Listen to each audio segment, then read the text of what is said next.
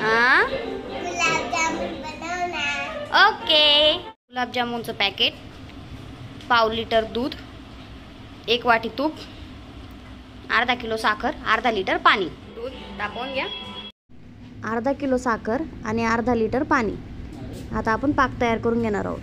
घ्या त्या ताटामध्ये, त्यामध्ये आपण थोडं थोडं दूध टाकून व्यवस्थित एक डो बनवून घ्यायचा। असं आपल्याला एक डो बनवून घ्यायचा आहे।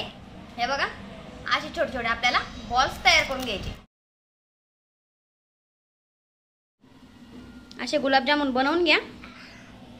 हे ना गुलाबजामुन बनवती मम्मी, मला खायला घेणार आहे मम्मी।